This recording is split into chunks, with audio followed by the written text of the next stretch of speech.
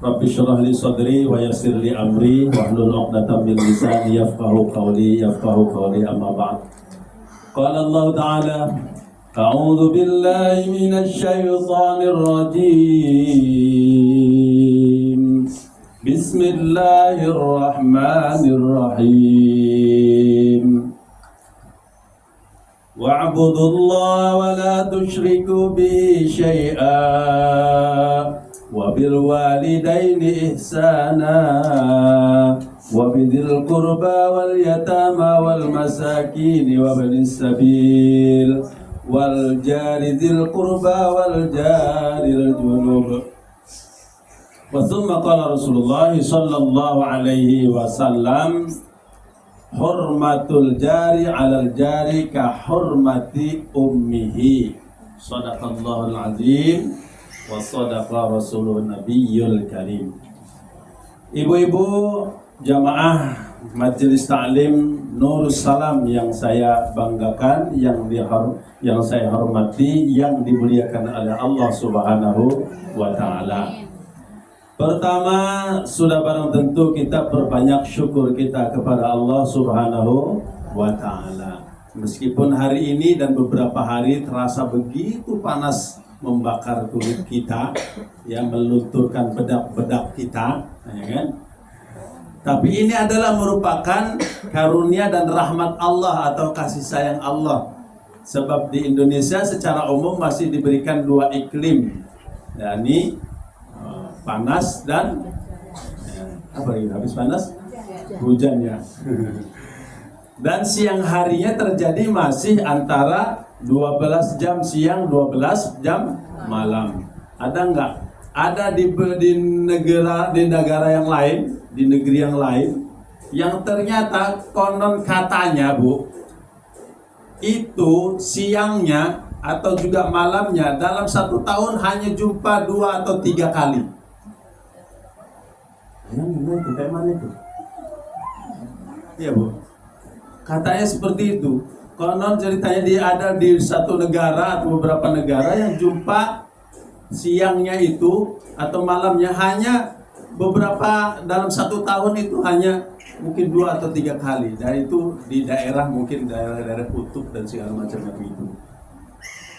Kenapa posisi matahari tidak tepat pada garis khatulistiwanya? Begitu, mungkin berada di samping maksudnya gitu kan, sehingga jarang dia ketemu siang atau ketemu malam. Di Indonesia masih diberi oleh Allah Subhanahu wa Ta'ala siangnya 12 jam, malam 12 jam. Kata Allah ada di dalam surat As-Saff, ya, surat As-Saff ayat yang ke-71 atau 72. Kata Allah, Qul ara'aytum in ja'alallahu 'alaikumul laila sarmadan ila yaumil qiyamah man ilahun ghairullah ya'tikum bida'in afala tubsirun. Katakanlah hai Muhammad, bagaimana kalau sekiranya Allah jadikan malam itu berkepanjangan sampai hari kiamat? Gimana kira-kira, Bu? Mati. Beku, kedinginan, tak akan dapat bertahan hidup. Karena apa? Karena kita butuh cahaya matahari. Begitu juga sebaliknya, qul ara'aytum in ja'alallahu 'alaikumun nahara sarmadan ila yaumil qiyamah man ilahun ghairullah ya'tikum bilailin taskununa fihi afala tubsirun. Katakanlah Muhammad, bagaimana kalau sekiranya Allah jadikan siang berkepanjangan sampai hari kiamat? Bagaimana, Bu? Tak juga sanggup bertahan hidup, ya kan? Betul nggak, Bu ya? Nggak mungkin, sebab dibuat siang panas, kering kerontang terus membakar kita. Akhirnya apapun tadi bisa bertahan hidup, malah mati dia, kan? Kita dengar berita belakangan ini, tanggal benar tanggal nggak tahu ya, Bu Danti, betul itu di India itu ada katanya sampai 46 derajat, lalu kemudian sampai ratusan jiwa meninggal dunia. Beritanya ya, aspal meleleh katanya. Betul itu nggak tahu deh ya, nggak kesana pula masalahnya kan. Kita nggak sempat kesana, Bu ya.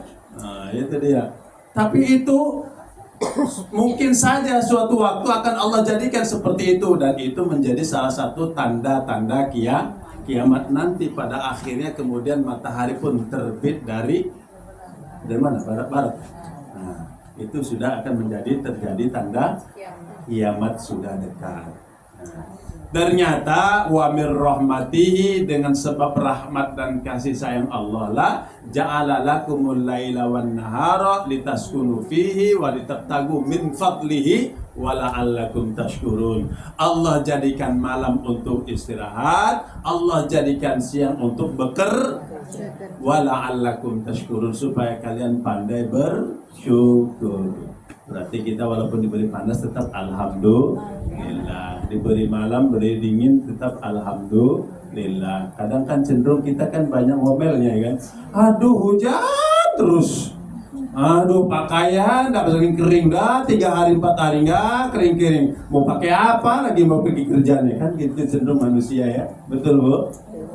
Itu sifat manusia, memang secara umum seperti itu. Tapi kata Allah, ternyata dijadikan siang malam, panas dingin adalah sebagai tanda sayang Allah Subhanahu wa ta'ala. Kalau Allah Subhanahu wa ta'ala jadikan siang terus, kan, atau panas terus, nanti tak panen-panen nanti tukang, para petani nggak panen-panen. Kalau Allah jadikan nanti dingin terus, hujan terus, akhirnya tukang jual es nggak laku-laku, kasihan kan? Padahal mereka juga cari duit ya untuk menafkahi keluarganya. Lagi-lagi tetap wa mir rahmatihi, ternyata siang malam itu adalah tanda Allah sayang kepada hamba-hambanya, kepada kita. Maka perbanyaklah senantiasa kita bersyukur kepada Allah Subhanahu wa ta'ala. Ibu-ibu, bapak sekalian dirahmati dan muliakan Allah Subhanahu wa ta'ala. Ada bapak-bapak? Calon bapak-bapak ya. Anakku. Pada kesempatan yang sangat baik ini, di tempat yang baik ini, saya bertemu dengan orang-orang baik dalam sebuah acara yang sangat baik. Semoga Allah yang maha baik senantiasa memberikan dan melimpahkan segala kebaikan-kebaikan buat kita semuanya, amin ya rabbal alamin. Mungkin ngambil tema tentang hak tetangga. Apa Bu? Tetangga, karena kita mau nggak mau tetap hidup bertetangga. Nggak juga enak kalau hidup tak punya tetangga. Betul nggak Bu? Cobalah ibu-ibu, kalau nggak percaya, carilah sebidang tanah, beli tanah tapi masih di hutan. Ya kan? Masih di hutan, mau nggak belinya? Biasanya nggak mau, sehingga orang pun mau, sehingga terpaksa mau nggak mau dijual murah. Lebih mahal tanah di kota dibanding dengan di hutan. Betul nggak? Kenapa? Karena nggak ada tetangga, nggak enak hidup tak bertetangga, nggak enak hidup sendirian. Betul nggak Bu? Emang enak hidup sendirian? Nah, makanya yang masih sendiri cari teman. Ya. Jadi ibu bapak sekalian, ibu-ibu yang dirahmati dan muliakan Allah Subhanahu wa ta'ala, ternyata tetangga-tetangga kita itu punya hak dari diri kita sebenarnya. Siapapun tetangganya, baik tetangga muslim maupun non muslim, baik tetangga itu adalah saudara kita ataupun luar saudara kita, baik tetangga itu kerabat kita ataupun juga non kerabat kita. Kalau di Indonesia di Pangkalan Kerinci ini kan tetangga secara umum kan heterogen kita, betul Bu ya? Ada Jawa, ada Sunda, ada Batak, ada Minang, ada Bugis, ada apa lagi, Aceh, ada Melayu, ada heterogen dari sini ya.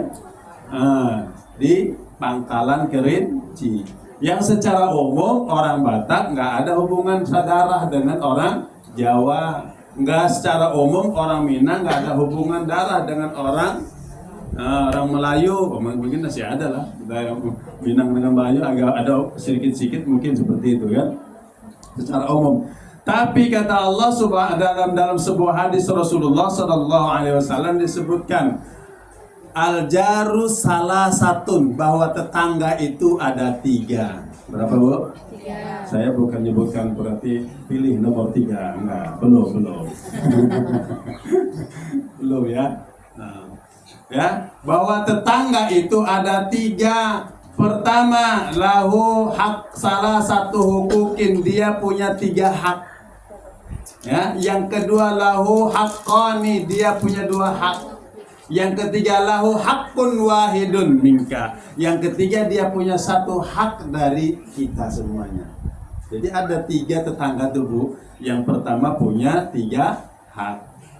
Yang kedua punya 2 hak. Yang ketiga punya 1 hak. Siapa yang punya 3 hak? Siapa yang punya 2 hak? Siapa yang punya 1 hak dari kita? Ternyata yang punya 3 hak, dia adalah saudara kita, tetangga kita, dan dia muslim.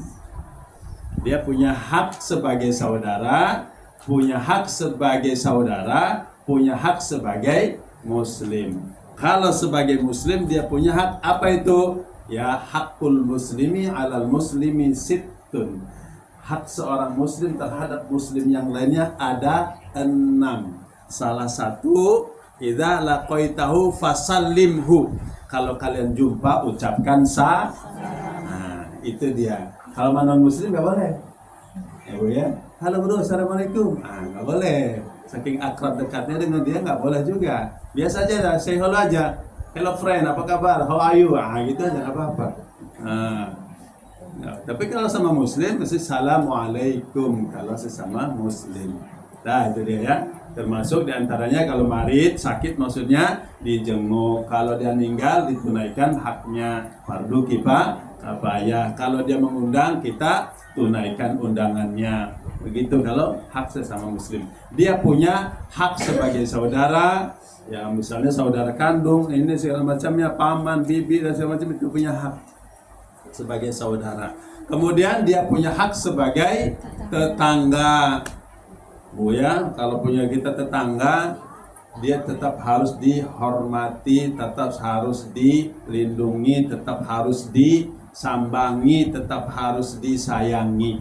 Itu ya, terhadap tetangga. Sampai kemudian Bu, ada dalam hadis lain disebutkan bahwa seolah-olah saking dekatnya ya, la yazalu Jibril yusini bil jari hatta zonantu annahu yuwarisuhu.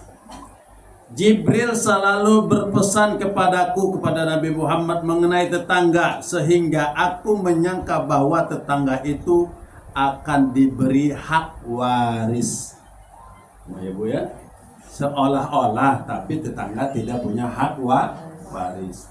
Tapi maksudnya apa? Maksudnya sedemikian dekatnya kita harus dekat dan harus berbaik kepada tetangga. Janganlah pula gara-gara kami